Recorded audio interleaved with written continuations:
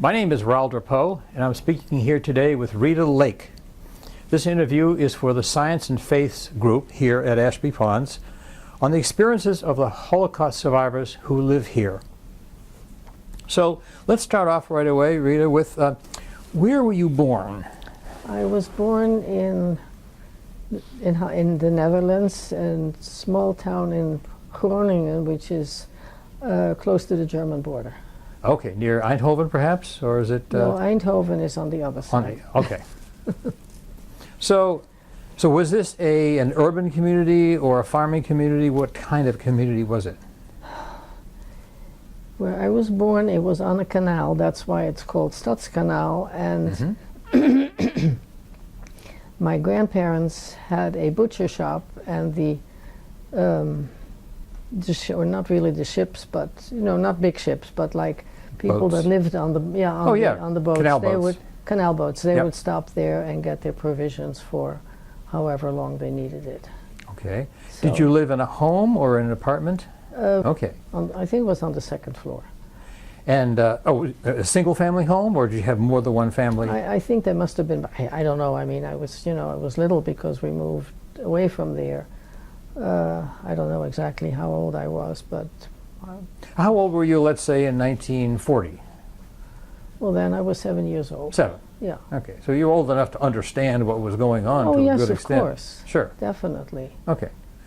Did you have any siblings, brothers, sisters, etc.? Yes, I have a sister. She lives in North Miami Beach, Florida. I have a brother who lives in Atlanta, Georgia. Good. And the two, they survived the war as well, obviously? Well, yes, they did. Any others that did not? My father. Your father? Yeah. And your mother did survive? Oh, yes. Yeah. Great. Well, so let's talk about your father. What kind of a business was he in? First he had a butcher shop, but then he represented a spice manufacturer. And that's how come that he went to a concentration camp. Because on the day that he showed some of his friends or some of his colleagues where the factory was that made the spices for, making sausages and stuff like that. So 2 of the people were Christian, 2 of the people were Jewish. The Jewish people were arrested and the Christians went free. How did the Nazis know that they were Jewish, the ones that were? Well, because in Holland, every city had a, how do I say this, had a list of of religions. Oh. So, they knew where everybody was. Whether they still do that today, I really don't know, but that's how it was in those days. Certainly was a big danger for the Jews at that time, for sure. Of course it was a big danger, yes. So your language of origin then was Dutch, of course. Yes. Did you learn English at that time, or only when you came to the United States? Oh no, I spoke English fluently when I came to the United States because I was, how old was I? 1952? I was 19 years old. Okay, sure. Yeah, because even now in Holland, almost everybody speaks English. They not only speak English, they speak French, they speak German reluctantly, but... Yeah. Well, now, how about your mother? Tell me a little bit about her. About my mother? Yes. Well, my mother was born in Germany, and there's somehow a relationship between my mother's parents and my father's parents. I mean, a few generations. And so when my parents got married, my mother moved to Holland, or the Netherlands, whichever you prefer. She was not happy there.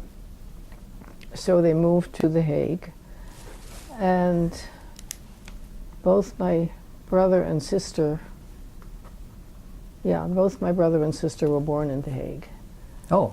My grandparents, who lived in Germany, they came to Holland in, I think, 1935 or something like that, when this whole persecution started. Yes. My grandfather was a tailor, and I remember after the war people saying, oh, whatever Opa Mendel made, those suits never wore out. I still see him on his, what is it? now I know the Dutch name, I don't know the English name. And anyway, on his working table, he sat Yes. there, Yeah, cross-legged. cross-legged, Yes. and he was busy sewing for everybody. Mm-hmm. Then the Germans, or people of the Jews of German extraction, had to leave the coast as if they were going to. And your mother was of Jewish extraction, I assume. Oh, my mother was Jewish, Okay. yes. Oh, yeah. Yeah. But my grandparents had to move away from the coast, so they moved to a town called Deventer, which is like in the little bit of, I guess, in the middle of Holland. And so then they had it was a boarding house, so Mm-hmm. somebody had to take over the boarding house. So we moved to Leiden, Yes. and that's where my father, I don't know exactly when that was. Well, it was in 1942. So whenever we moved to Leiden, I don't remember. And my father was arrested. And he was indifferent. First he went to one camp, then he went to a camp in Amersfoort, and then from there he was transported to Mauthausen, which yeah. was a stone quarry. Yes, So right. if you don't get much to eat and you have to work the stone quarries, you don't live very long. Yeah, and he presumably did not live very long No, there. he did not. But the way, I mean, usually Germans are very punctual or very precise, but we received 2 death certificates. One, that he was shot while he was trying to escape, which of course was not true, Mm-hmm. and the other one was of pneumonia. So, being a child, when we had 2 death certificates, I said, that's impossible, so my father is still alive. Of course he was Oh. not. You see. So, then in 1942, a few months, no, it was quite a while after, my mother was completely distraught. She couldn't, it was terrible. Then somebody in the middle of the night there was a knock on the door, and she went to the door. She thought, well, here are the Germans to arrest us. Mm-hmm. It was one of the Dutch underground people, and they told my mother that you have to go underground with the children because the trains are ready to pick all of you up. So my mother said, oh, but we have a letter from the doctor that says we have diphtheria here. She says, doesn't matter. The orphanage has whooping cough, and you have diphtheria, and somebody else has something else. Mm-hmm. Makes no difference. You're all going to be taken away. So my mother said, well, in that case, I guess we have to go underground. I mean, all of a sudden, she had a purpose, Yes. right, in Sure. life. Yeah. Mm-hmm. So when my mother and I, we walked through. In Leiden, there was a Leidse Hout, which is the woods, so we walked through there to a specific address. Mm-hmm. And my brother and my sister there were 2 ladies. They put them each on a bicycle, and they brought them to a specific place. Mm-hmm. And then, what happened after that? Oh, well, then I went from, I must have been in 3 or 4 different places, and somehow it either didn't work out, or the people didn't want me there, or whatever it was, until I finally wound up with my foster parents. Uh-huh. And they saved my life. In fact, I mean, my foster parents passed away. They lived all to a ripe old age, but I'm still in touch with my whole foster family, because Sure. they're my family, and their parents saved my life. Mm-hmm. Then I had them honored at Yad Vashem Mm-hmm. of, what is it?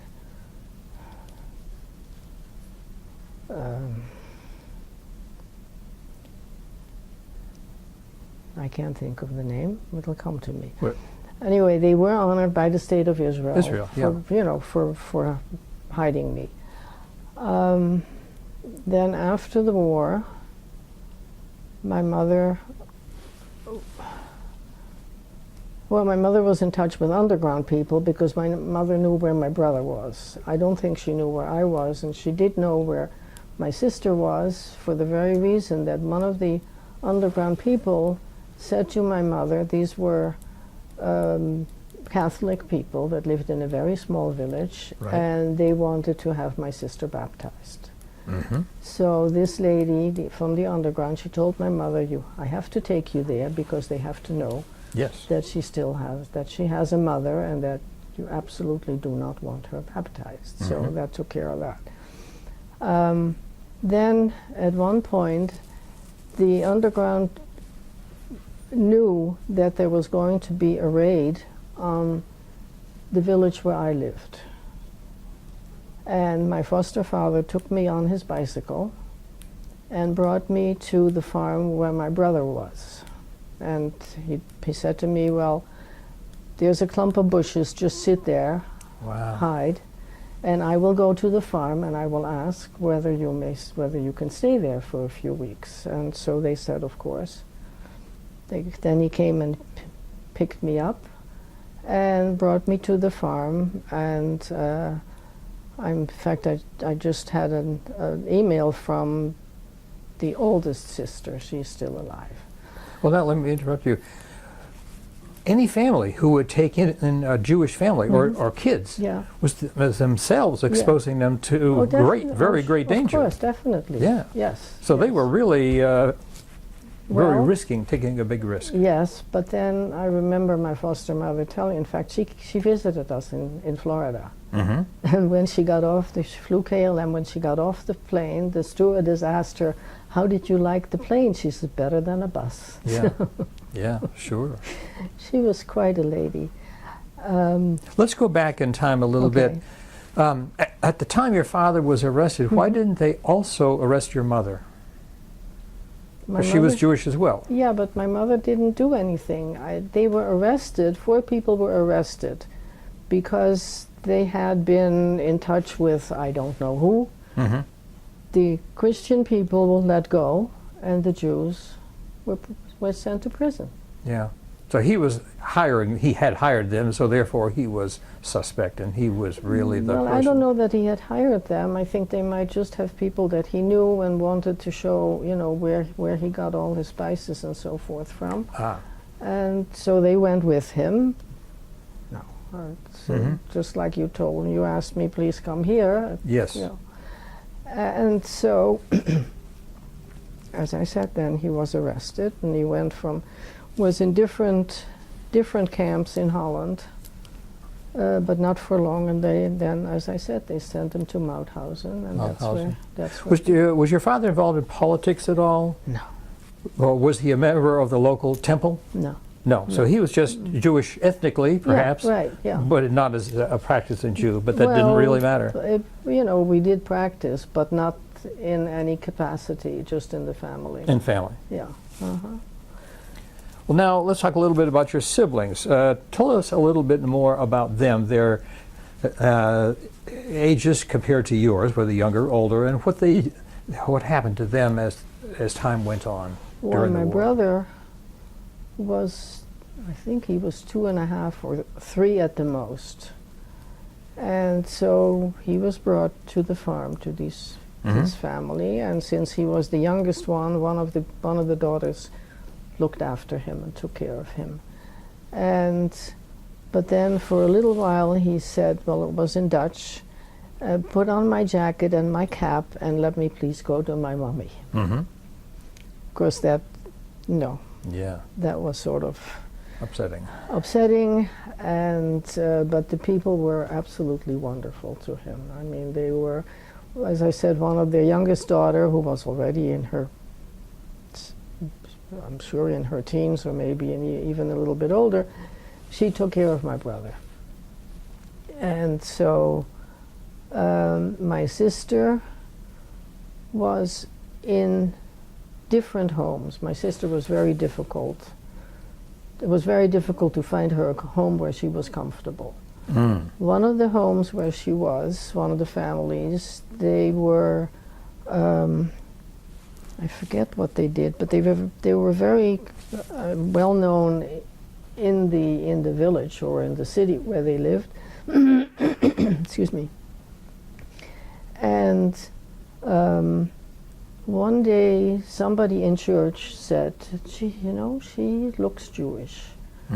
So people there immediately called the contact person and said, so then this lady took her away immediately because, something could have happened. Absolutely. And in fact, then she took her to her own home.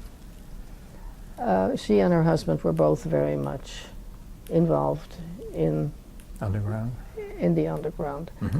And so they were, so she took her to her home. Then there was a little boy from next door, and the two of them were playing together. Then a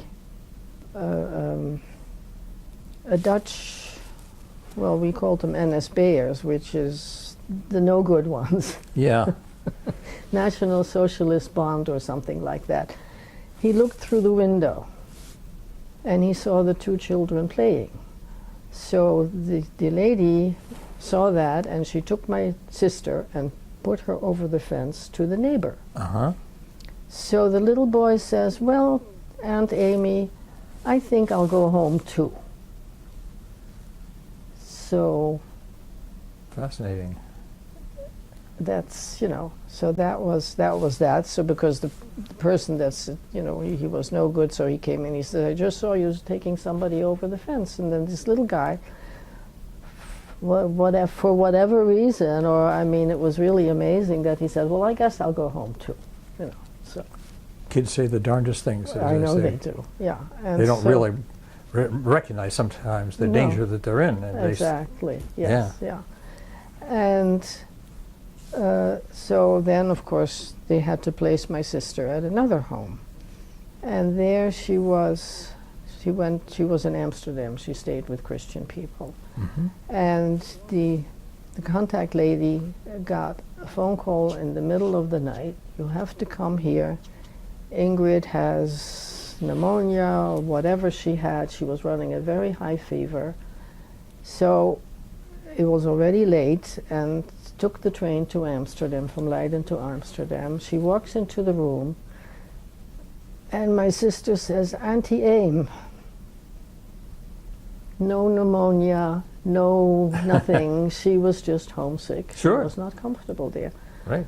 So she took my sister back to her home, and then she finally placed her with the people where she lived for, I guess, 2 years. And very simple people, elderly, or they had a son and a daughter, so the daughter took care of my sister, and there she was at home.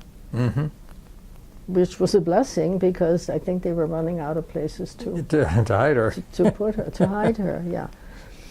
And all right, so now myself. I went from place to place until I finally got to my foster parents.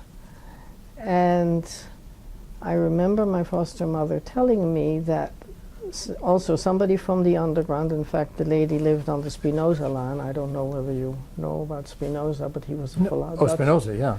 Dutch philosopher. Right. And so the lady came over and asked, would they take me in? And so they said, "Well, we have to think about it." So they spoke to her parents. And then my foster father wasn't quite sure, and then my foster mother, who was really a very amazing lady, she said to her husband, "Well, supposing it was our daughter." Yeah. And that's how I wound up with them. Did you have any formal education during this whole process? Oh, yes, I went to school every day. Really? Yeah. In different places, maybe, but I guess when you were with the foster parents, you were stable for some period of time. Well, and you I were was there until the end of the war. Until the end of the war, right. And so, yes, I went to school. It was a Christian school. And so they were very religious people. The Bible was read before in every meal, and we went to church twice on Sundays. And but they saved my life. And the people in that community, church, school, and so on, did not have any inkling that you were in fact Jewish? They did not. Then there was the underground found out that there was going to be a raid on that village. And Did I already mention that? No. Okay. So my foster father took me on his bicycle. And yes, I did. Oh, you're on the bicycle, yes, on that's the right. bicycle, Yeah, I'm sorry. and then took me to my brother, where my brother was. Yep. Then when they came, after 2 weeks, when everything had quieted down, in fact, they shot one of the people that were going to raid the village. They were in a certain home, and somebody had locked the back door, so they could only kill one. They couldn't kill two, but at least they killed one. When my foster parents came back to pick me up, then we walked a while, then we took the streetcar and we went through Oesgeest, which is a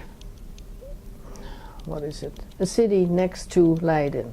All right. And I felt very uncomfortable because it went through Leiden, and I was afraid somebody might recognize me, but of course, fortunately, that did not happen. But then after I came back to my foster parents, then some of the ladies in the village, they were communicating somewhere, and one of them said, you know, maybe Rita is a Jewish child. So my foster father and a couple of other hefty men went to this woman and told her that if she ever says anything like that, she wouldn't live long. Yeah. So that took care of that. Oh, and then once I was walking to school or whatever, and I saw our vegetable man. You know, in those days, right, they had a horse and carriage, and and when I saw him, I started to run, which of course I shouldn't have done. But anyway, he did not say, you know, he didn't report me, and then then things were, you know, food was very difficult to get. Yes.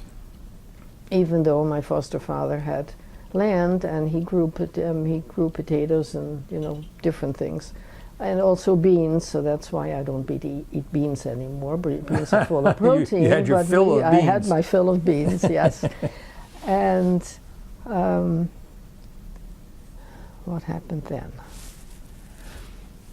Oh, well, yes. And then, of course, after the war, my mother was in a city near Arnhem, where they did all the bombing. Bombing. Yeah. And she was in a,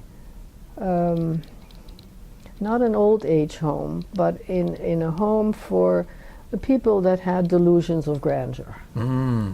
And they also had orphan children there. So one day, when all the bombing was going on, my mother went into the cellar where all the people were that were taking care of the orphans. And my mother stayed there, and she stayed in one place, and then if she had stayed in another sheltering place, a big boulder fell down on the ground. So fortunately, because that would have killed her. Oh, wow. Yeah. And so, but then the people that lived there, that, you know, one was Kaiser Franz Josef and the other one was this and that, when they were bombing, then they went up into the building, and they threw the burning mattresses out of the windows. So then all of a sudden they had a purpose. And they wanted to preserve the home where they lived. Sure. Yeah. Sure. So, and well, now, when you were at the foster parents' location, was your mother with you or not? She was separated at that time. We were all separate. So where was she during that time? Do you even know? Yeah, where was she living, doing? She was, as I said, she was in a home where all these people. And did you know where she was? No, you didn't. No. So but then how did you reunite at the end of the war? The underground people. Okay, they put you together. Yes, yes. Good. Yeah, that's in fact, the underground people were honored by the State of Israel. And the first time the State of Israel wanted them to come to Israel and wanted to honor them and so on and so forth, they said no, we did this because we wanted, out of the goodness of our hearts, we wanted to save people. Then when things got worse in Israel,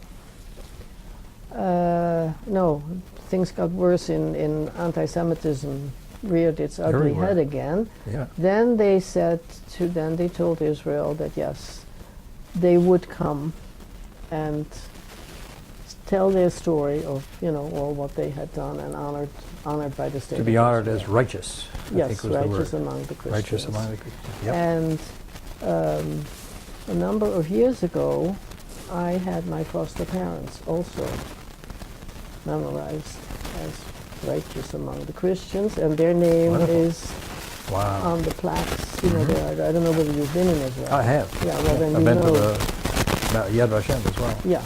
Well then there were the plaques with all the names of all the people, and it was funny that they had different sections for different countries, and there were two for the Netherlands, and my brother's foster parents and my foster parents were practically on the same level, which was very interesting.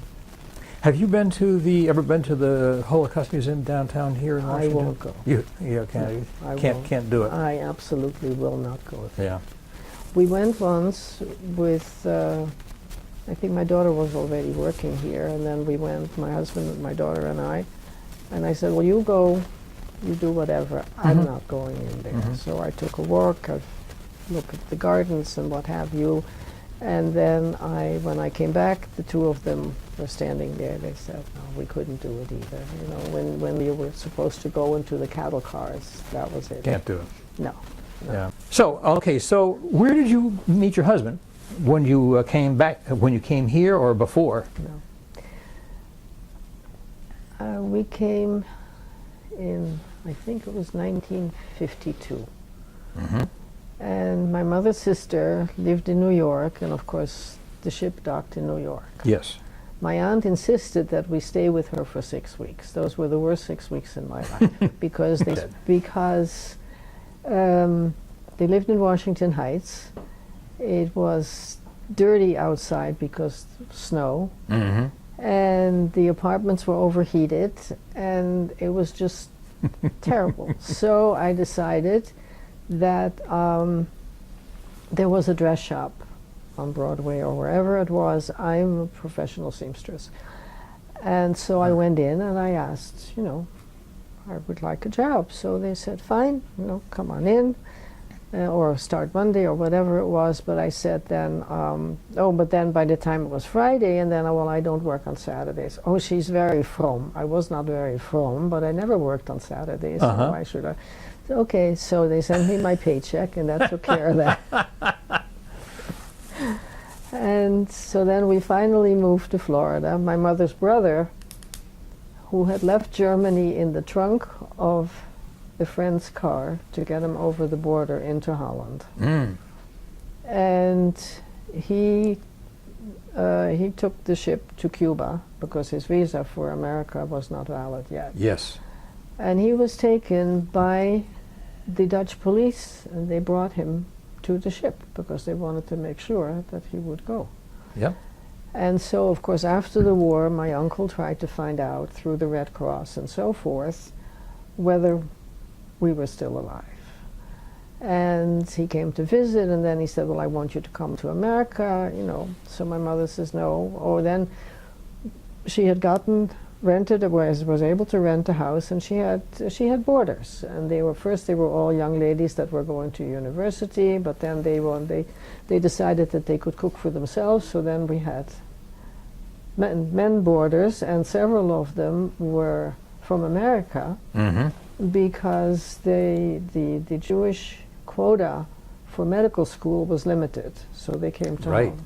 They came to Holland, and they lived with us. And what happened then? Oh, well, yes, of course, my uncle wanted us to come to America. So my mother said, look, you're not married, maybe you'll still get married, I hope. He never did.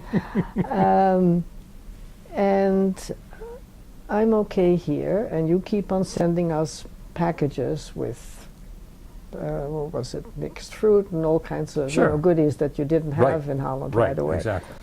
And so, but we had a visa, and I mean, he provided us with the visas. And then I think a few more years, of course, I started dating Christian boys, and my mother didn't like that. And then she decided that, well, we might as well use our visa before it expires. And we came to America. Okay.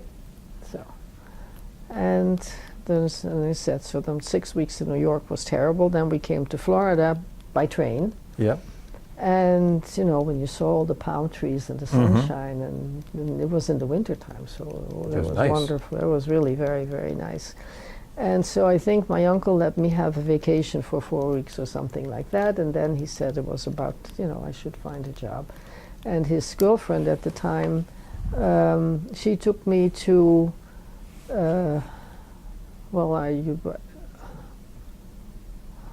Lincoln Road. I don't know whether you knew Lincoln Road. I mean, that was...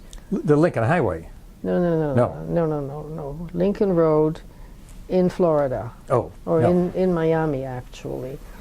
They had very fancy dress shops there. So she took me there, and I first worked at DePinnas. Then DePinnas closed up for the summer. And then I worked at Lily Rubin. At Lily Rubin was a lady from Austria. And all she wanted to do was speak German to me, which I refused to do. Sure. Yeah. But she played bridge with my husband's mother. And so the two of them decided that my husband should give me a call. And he called me day before New Year's. So he said to me, he said, well, I guess you're busy at New Year's. I said, of course I'm busy. Well, then how about I pick you up tomorrow, or, you know, after New Year's, and I'll take you out for dinner, and I'll pick you up at 8 o'clock. I said, that's fine.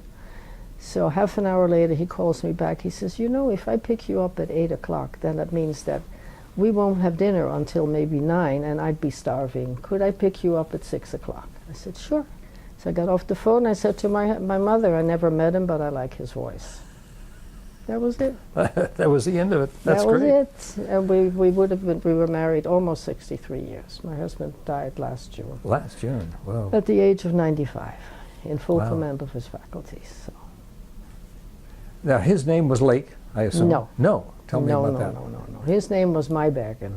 Okay, definitely Dutch, right? Yes, Dutch. Yeah, because the Meibergens all came from Venlo and that area. Maastricht is at the bottom. Venlo, and I forget the other names of the cities or of the provinces, but that's nearer to Groningen. All right. And that's where the whole Meibergen family came from. And how they came to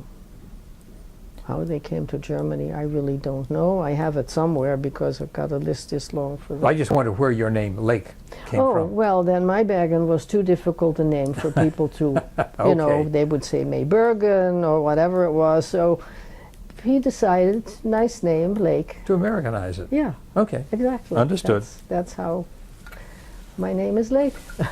Let's go back a little bit to your horrible experience in Holland during the war. Yeah. And were there any, aside from having your father taken away, of course, which must have been pretty horrible in itself, were there any other disturbing things that you saw or encountered there? No. It's pretty much you're getting shuffled from place to place, but life was pretty much normal for you. It was pretty much normal. Yeah. Except the fear of being discovered that you were Jewish. I mean, that. Yeah, but I don't. That he was living, quote unquote, underground as well as I. Oh, okay. But wouldn't he be afraid to write that in the book? Well, that was shortly after the war. Okay, fine. Yeah, no. Yeah. Shortly after the war, and then I found out in Holland they came out with, actually in Rijnsburg, where I was most of the time.